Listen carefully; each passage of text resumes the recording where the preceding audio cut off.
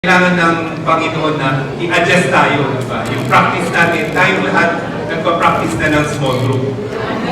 But we need to be adjusted so that the small group, that our practice will lead to more increase, more building, more perfecting, and more building up. And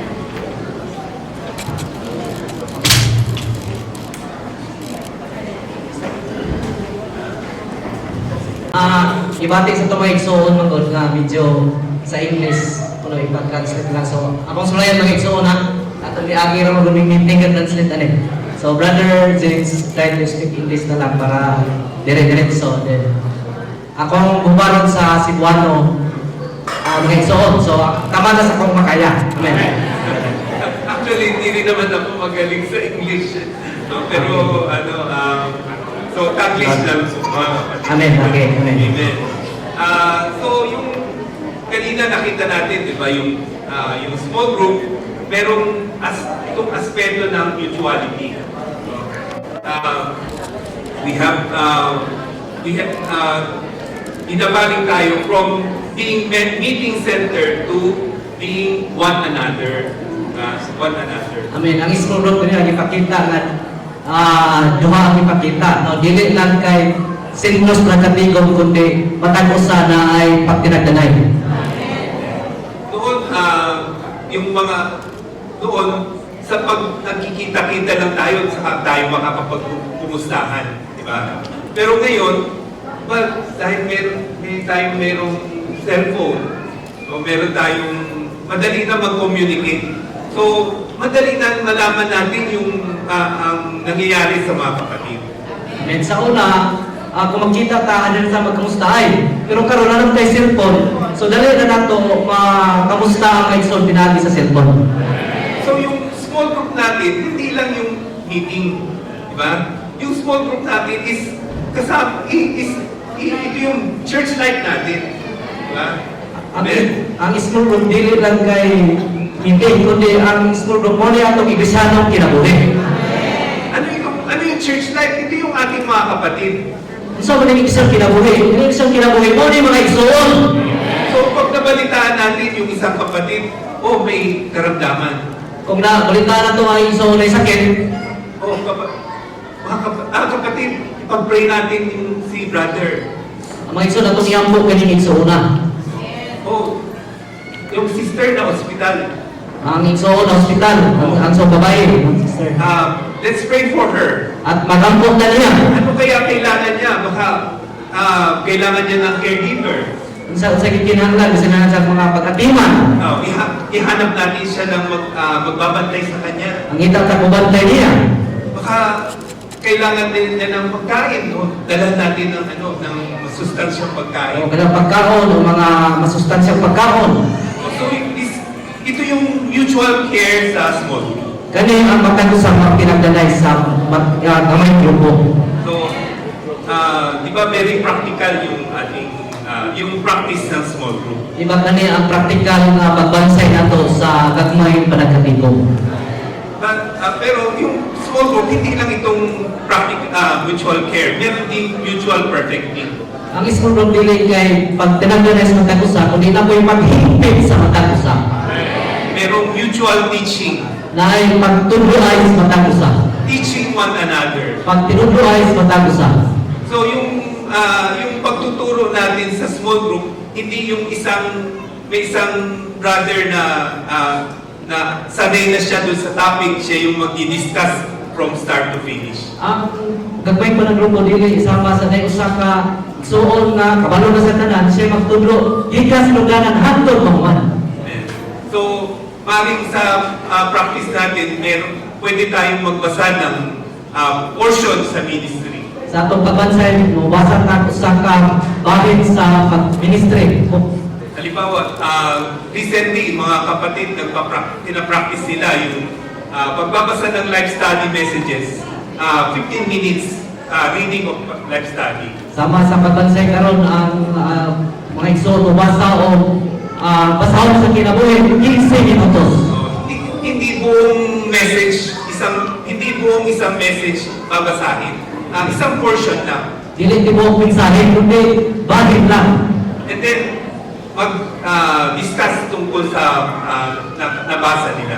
Ilang diskasan, may tungkol sa ilang nabasa. So, maaaring may mga kapatid na magtanong. No? So, huwag tayo mahiya magtanong. Di ba? Di ba, yung hindi kailangan mag-share mag-share nung nalaman mo. Maaaring mag-share ka rin nung hindi mo alam. Mag-share ka nung hindi mo naintindihan. Kaya dili ta maula mangutana sa small group, mangutana ta kay wata kasabot niya. Ato kung share mo na tayo nasabtan mo na wala nasabtan mga igsoon. Minsan akala ko alam mo na. Diba? Akala mo alam mo na. Pero pag sinabi sa'yo, oy, share mo nga. Ano ko ba i-share? Diba? Kasi nakayon ka nga, kabalo na ko ano eh. Pero pag share mo na, uy, wala ko kabalo. So, kinahanglan yung mangutana ng igsoon. So, pag may nagtatanong, then maaring bawat isa, we try to answer the question. Kung may nangutana, atong yung sulayan sa pagtubag ang mga pangutana. We speak a little what we understand about the topic. Mamulong na gamay, pero makasabot na may tungod sa disgutan. So, pinabalik tayo from one man speaking to many speaking. Idala ka din ka sa usa ka pamamulong adto sa daghang mamulong. So, di ba, maring sanay magsalita, yung merong mga kapatid, sanay magsalita mahaba. Diba? Ay mga pipila kayo sa nga wala ka na kabisa sire para mamulong sa taas mamulong pa. So, we need to be adjusted. So, kinahanglan ma-adjust na. Na siyan yung sharing natin. Mamulong na natuang pagpamulong. Minsan sabihin ng kapatid, you have to stick to one topic. Di ba? To one point. Usahay, ang iso may nga mamulong na usa ka punto lang. Yung iba, merong mga kapatid, gusto lahat ng alam niya, sasabihin na niya. So, na tanan niya may bawan, ibuok pa, pagpulong. Pag sinabi mo lahat ng alam mo, hindi rin maintindihan ng mga nakikinig. Kung hindi ka ng tanan, ay bawan mo, ang naminaw, di ko nila na makuha tanan. It's better to stick to one point. Mas maayo may so, mamulong ka kung saan lang kapunto. Meron naman nagsasalita, paikot-ikot. May namulong, pero tuyok lang, pero tuyok. Ikot ng ikot pero hindi mapunto, hindi makuha yung topic. Pero tuyok lang, pero wag yung kakuha sa punto. So, kailangan may awareness din tayo na hindi tayo, hindi yung meeting, hindi lahat sa atin lang. Makabati ang damay so na tandinin po na tuwa. Napoy uban na kayo. Ang meeting ay para sa bawat isa. Ang panagatigong sa matag usa. Kaya yung grupo natin, hindi pwedeng napakaraming mga kapatid. Ang ato ang panagatigong ang grupo, dili kay daghang mga igsoon. Diba? Kailangan, pag marami kayo, it's better mag-subdivide. Kung daghan na tumaon. Para lalong makapagsalita, makapag-function ng bawat isa. Aron ang matag usa makapansyon kayo. Habang share, nagtuturuan tayo, nagtatanungan, nagtuturuan, di ba? We share what we understand, then nagiging malinaw yung topic. Sa diha matag usa namulong, nagabing namulong ang matag usa, ang topic klaro sa matag usa mga igsoon. Halimbawa, yung topic natin this week sa Morning Revival. Karong simanahan ay tungod sa Morning Revival. Yung the mystery of Christ. Misteryo ni Kristo. So, isang mystery. Hiwaga. Sa kanyang kamisteryo. So, talagang, mahirap talaga i-explain kasi mystery nga eh. Lisod kayo ipasabot, may misteryo man. Pero, pag unti-unti, habang sinasalita natin, nagiging malinaw. So, sa diha matakusa na mulong, nagalabi na namulong ng matakusa, nagalabi na klaro na to, nasabda na to. Paano mo makilala ang Diyos? Saan to na maila-ila na to ang Ginoo? Hindi mo makilala ang Diyos sa hindi mo makilala ng Diyos ang lubusan kung wala si Kristo. O, di na to ilang yun ang Diyos kung wala si Kristo. No? Kasi si Kristo, siya yung salita na nagkatawang tao. Eh si Kristo man ang puno na nagpakalawas. O, siya yung naghahayag sa Diyos. Siya ang nagpaila-ila o nagpakita sa Diyos. Yung buhay niya, isang kahayagan ng Diyos-taong pamumuhay. Ay ang pagkinabuhi mo, ang pagkinabuhi sa usang Diyos, tawag pagkinabuhi. So, ngayon si Kristo ay nasa bawat isa na sa atin. Pero si Kristo nasa matag-usa na to. So, paano makilala ng ibang tao si Kristo? So, mailhan ni Kristo sa magtao. Kailangan maibuhay natin si Kristo. Kinahanglan atong ikinabuhi si Kristo. Yung ating small group, yun ay para maibuhay natin si Kristo. Ang atong gagmay paragatigong para atong ikinabuhi si Kristo. Sa pamagitan ng pag-alaga sa isa't isa. Pinaagi sa pag-atiman sa matag-usa. Sa pamagitan ng mutual intercession. Pinaagi sa pagtinagdanay, pagpakamuyo sa matag-usa. And mutual perfecting. O sa paghigpit sa matag-usa. Diba? Kanina, nabanggit ni Brother Joel, yung nagtatanong ang Panginoon. Kanina na isimutan ni Brother Joel yung nangunta na ang Ginoo. Yun ang paraan niya pag-perfect sa mga sa kanyang small group. Kanto ang paagi aron gihigpit ang gamay grupo. Diba? Tinanong niya si Pedro. Yang ipangutanan sa Pedro. Oh, kailangan ba magbayad ng buwis ang mga anak ng mga anak? Kailangan ba magbayad ng buwis ang mga anak? Diba yung magbayad ng temple tax? Magbayad bitaw sa templo o buwis. Oh, yung half shekel. Kanang tuma sa siklo. Kasi may nagtanong kay Pedro, Eh. nagbabayad ba yung Panginoon mo ng half shekel? May minunta ng Pedro na magbayad ba o tuma sa siklo ang Ginoong Hesus? Oh, si Pedro nag-uuwa kaagad. Si Pedro minag-o. Oh, pero sinabi ng Panginoon sa kanya, ang anak ba dapat magbayad? Sabi si Pedro, ang anak magbayad ba? Oh, ang anak ng Diyos, kailangan ba magbayad? Yung templo ay pag-aari ng Diyos. Ang anak sa Diyos, magbayad ba ang templo, ang tagya, ang Diyos mo? Oh, so, sabi, hindi na makasagot si Pedro. O, wala sa kalakuan, tubag si Pedro. Amen. Minsan, ang mga disipulo naman nagtatanong sa Panginoon. Ang mga tinunan, usahay naman ang mga tinunan, magpunta na sa Ginoo. Sabi niya, merong silang nakitang parang paralisado. Nakikita nila na kwan sa may paradise. Sabi niya, sinong may kasalanan? Yung taong yun o yung kanyang magulang? Kisa may naisalaan ang kanang tawana o ang iyang mga tinikanan. Kasi bakit ganyan ang naging buhay? Ano ang ingana man ang kinabuhi niya? Sabi ng Panginoon, hindi niya kasalanan, hindi rin yung kanyang magulang. Ngayon ang Ginoo, di po niya sala, di po sala sa mga tinikanan. Kundi upang may hayag ang kalwalhatian ng Diyos. Kundi aron mapadayan ang himaya sa Diyos. Para may hayag yung gawa ng Diyos. Aron mapadayan ang buhat sa Diyos. So, noong panahon na yun, di ba, pinagaling ng Panginoon yung Anong panahon na, may sakit. ayaw ang kutawanan ng sakit. So, yun yung paraan ng Panginoon para i-perfect yung kanyang mga kasmol. Matoy paagi aron mahigpit ang gagmay grupo. So, sa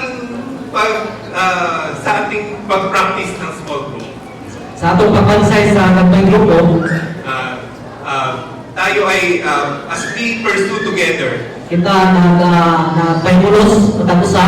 unti-unti, the truth of the Lord, the Word is constituted into us. Hinahinay ang tulong sa Diyos ni Umo din nato. Diba? Na-amaze ako sa pag nakita ko yung progress ng mga kapatid. Ang tingalan ko sa diyan nakita na ko ang pag-uswak sa mga igsoon. Dati parang wala silang kakaunti lang na naintindihan nila. Sa una, may igsoon kamay na kayo nasabdan. Kaunti lang yung nasa salita nila. Kamay na ang ipahulog. Pero sa katagalan, ang dami na nilang naisasalita. Pero kadugayan, daghan na sila ang ipamulong. Ibig sabihin na mas maraming perfecting na nangyari na sa mga kapatid. Ipasabot nga daghan din ay mga pagbansa yung paghigpit nga nahitabo. Kailangan lang tayo ma-encourage na magsalita. Kinahanglan lang matagusadas, badasin yung nasigon yun nga mamulong. Kailangan natin ma-encourage na mag-function. Kinahanglan yung badasin nga matagusa mo function yun. So ang pag-function natin, hindi lang yung sa pagpupulong. Ang atong pag-function, hindi lang kayo ninas panagatigo. Hindi lang sa big meeting. Hindi lang sa dagkong panagatigo. Mas lalong-lalo na sa ating small group meeting. Labi na yun sa gagmay grupong panagatigo.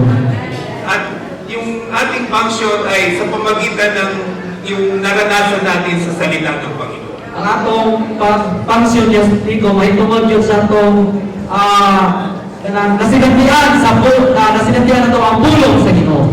Sinabi ng kapatid no, na si Brother Lee, sabi niya, yung pagsalita para sa Panginoon, hindi lang yung iko-quote mo yung Bible. Ang pagpamulong, ikaw na isang ang pagpamulong sa Ginoo, hindi lang kaya itong baon ng pulong des Biblia. No, hindi sa dami ng na-memorize mo na verses. Hindi kay daghan na memorya ng mga bersikulo. Hindi rin doon sa dami ng na-memorize mo na sa ministry. Hindi kay daghan na memorize sa mga ministry books. Ito ay nakasalalay sa pagdaranas natin sa salita ng Panginoon. Kani may tungod yun sa sinati na to sa pulong sa Ginoo. So ito ay parang isang exposure din sa atin. Sa ato, sa kundi pagpadayan, expose na. Diba, tuwing umaga, natamasan natin ang salita ng Panginoon. Matang adlaw, ato na mahimuslan ang pulong sa Ginoo. Pero pagkatapos natin magtamasa ng salita, ito ba ay naiwan na sa ating morning revival? O dala-dala ba natin yung salita sa buong maghapon? Kung ano itong pahimulos sa pulong sa Ginoo sa morning revival, nabilig ba ito sa morning revival o dinala na ito sa tibok adlaw na itong pagkinubuhi? Nag-i-apply ba natin yung natamasa natin? Na-aplikar ba na ito katong na pahimuslan na pulong? Yung salita ba niya ay naging tustos sa atin at naging kalakasan natin? Katong na pahimuslan na pulong, may mabang sangkap na ito o atong kusog. So, kailangan nating mailid ang mga kapatid sa ganitong pagsasagawa. Okay, kinahanglan may isulan to magiyahan yun ang maisuon ining pagbansayan. So, yung mga kapatid sa Manila, maaaring kayo din, no? So, na-practice nyo na rin yung sa small group, meron kayong pinapadalangin. Sa Manila, sa school group, ang maisuon po nagbansay ng may tungod po na ay iampo. So, habang may panalangin, meron ding paghahabol sa salita ng Panginoon. Na po na pag-ampo, na po yung pahimulong sa pulong sa Ginoo. Amen.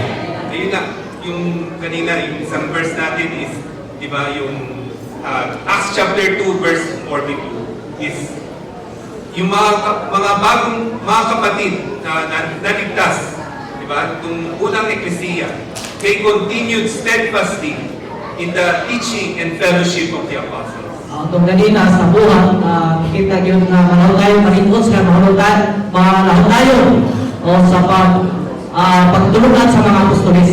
Amen. In breaking of bread and prayers. Sa pagtipik sa tinapay o mga pag-apo. Amen. So, salamat sa Panginoon na yung kanyang salita ay nakalimbag na. No? It's already printed in the books. Salamat sa Ginoo na ang mga pulong na nasulat na sa mga libro. Yung mga paliwanag nandun na sa ating nasa iSido, nandun sa online. Ang mga pagsaysay na nasa iSido, nasa mga online, lalo na. So, wala na tayong excuse para hindi magabol sa salita ng Panginoon. Wala na tayong katarungan pa na dili ta mo pahimulo sa Ginoo. Ang nais ng Panginoon ay yung kanyang salita ay may sagawa sa loob natin. Gusto sa Ginoo nga ang pulong atong may maginabuhi ang iso. Maring meron yung sa natin na bakit may tanong tayo na bakit kulang ako sa appetite para sa salita ng Panginoon. So ito kagaling mutana to sa ikanong wa makoy gana sa pulong sa Ginoo. Amen. Yung dahilan is yung ating pagkakabuo, ang ating constitution. O ang dahilan kanang ang hinungdan ay kanang ibuo pa ka. O wala pa'y pagkauhol mo, ibuo pa.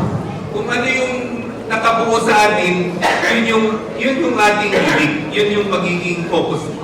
Unsa to'y naungol nimo, mapapuntoy mo ang focus.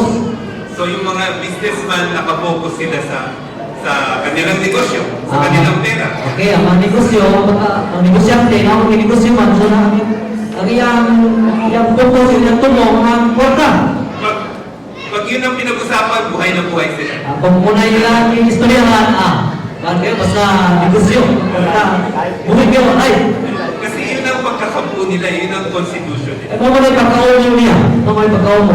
So, tayo kung di ba ang mga Israelita dinala ng Panginoon sa ilang Ang mga Israel, ginagawa dito sa Kaminawan.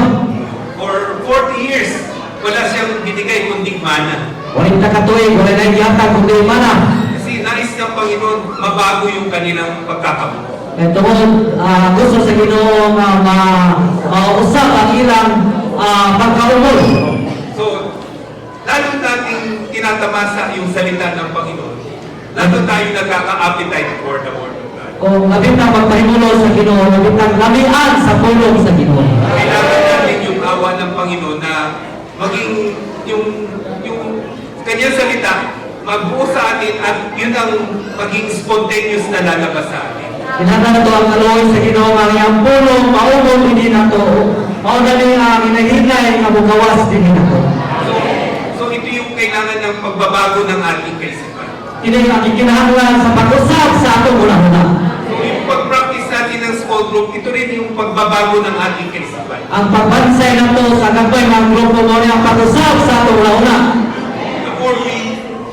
The more we practice the small group, the more we will be renewed.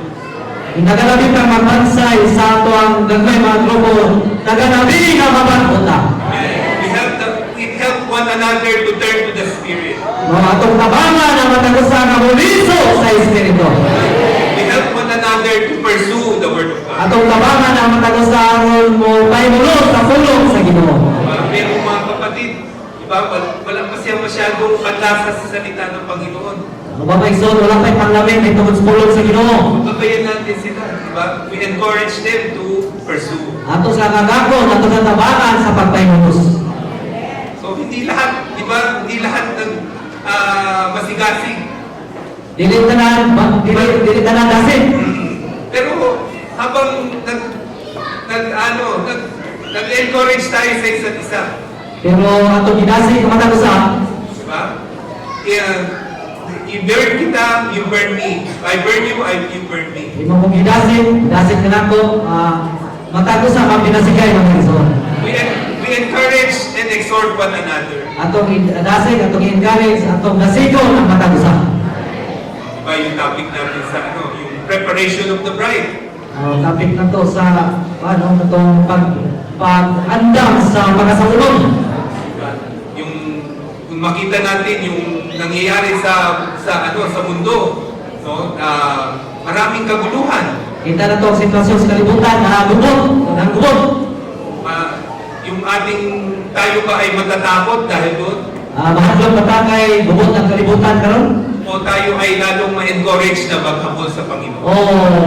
Kita ba ay dasin mo mapahimulog pa yun sa Ginoo.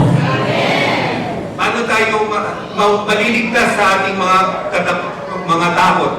Ang saan mga maluwas sa atong hadlok, As we gather together, sa dihang mag-igong ta, as we share with one another, sa dihang mamulong ta matagusa. as we encourage one another and exhort one another, Kung yan atong gidasin ang matagusa. then we are freed from our fears.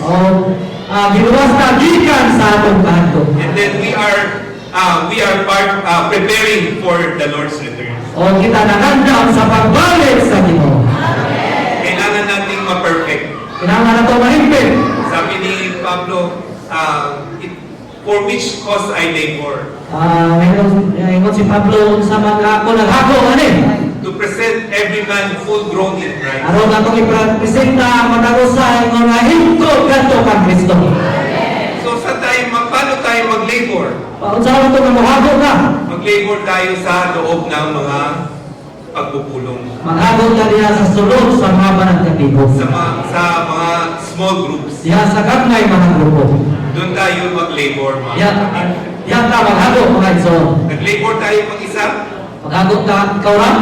Nag-labor din tayo kasama ng mga kapatid. Naghago punta uban ang mga iso. Magkaroon tayo din ng goal na amen.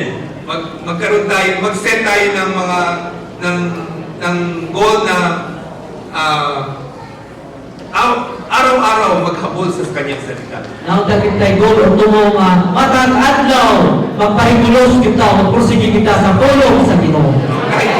Kahit konti, di ba? Bukod sa ating morning revival, meron pa tayong paghabol sa kanyang salita. Bisang gamay lang sa morning revival o dapat tayo pagpahimulos sa iyang tulong nabi na sa Biblia. Tapos magturuan tayo sa isa't isa. Kuman na tayo pagtudloay sa matang isa. Bukas tayo ng bibig sa pagtanong. Atong buksan ato ang baba aron ang amutana. We ask questions. Amutana ta. We share our enjoyment. Atong ipaambit ang atong pagpahimulos. Itong napahimus lang. Pag tayo nagpe-pray read, Kung kita nagbasa ang po, when we pray read, ang kailangan we seek to be touched by the Word of God. kung sa diyan nagbasa ang po kamay, so nato yung pangitaon na matandog na to ang pulong sa Ginoo. Hindi lang yung inuulit natin, di ba, kadalasan pag pray reading, sabihin natin, pray reading, ulitin lang yung salita. Dili lang pre-reading, basa ang po na ito na balik ibasa lang balik-balik. Dapat meron tayo sa puso natin na pagtatanong sa Panginoon, Panginoon, ano ang mensahe mo para sa akin? Sa atong sunod mga igsoon, natin pangutana sa Ginoo, Ginoo sa may pamulong nimo diri nako. Ano ang iyong salita para sa akin sa versikulong ito?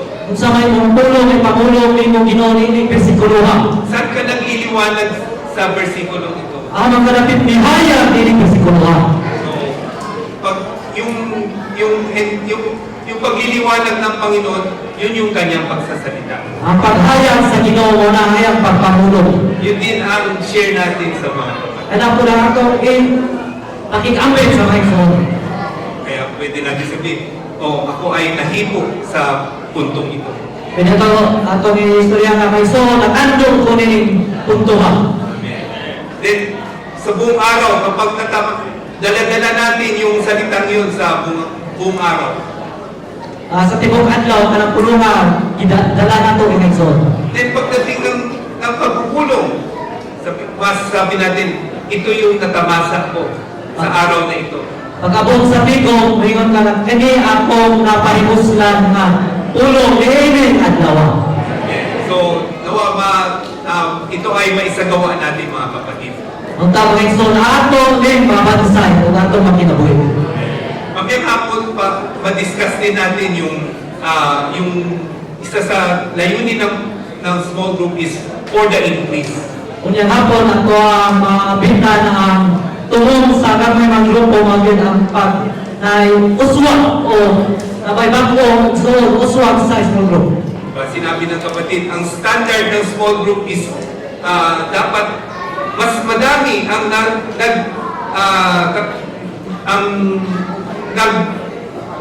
nag-small group kaysa sa nagpupulong sa araw ng sa Lord's Table meeting. Ang standard ito so na isgot yun ang standard sa small group daghan ang gagmay mga grupo kaysa padagkatigo. Nato daghan attendance daghan mga nag-attend sa small group kaysa padagkatigo. Kasi yung small group dapat nag-aalaga ng mga new ones. Kaya ang small group, gagmay mga grupo nagatiman man sa mga bagong magtuo. Ang mga small group ay nagkukontak ng mga gospel contacts. Ang gagawin ng grupo na nanguntak o mga gospel kuntak na natong kuntak na mga higala. So, this is for the increase, then this is, then you, for the caring of the new ones, Alang sa pag-uswag o alang sa pag-atiman sa mga kapuong magtotoo. then for the perfecting of the saints, Alang sa paghigpit sa mga balaan. and finally for the building up of the body. O sa katapusan alang sa pagtukod sa lawas. Mas lalo pang lumaki ang kahayagan ng Panginoon. Aron labi pa ko ang pangimatuod sa Ginoo. Amen. Ito ay para sa katagumpayan ng Panginoon. Alang din sa kadaugan sa Ginoo. Amen. For the preparation of the bride. Alang sa pag-andam sa pagkasaunod. Amen. For the building up of the body of Christ. Alang sa pagtukod sa lawas ni Kristo.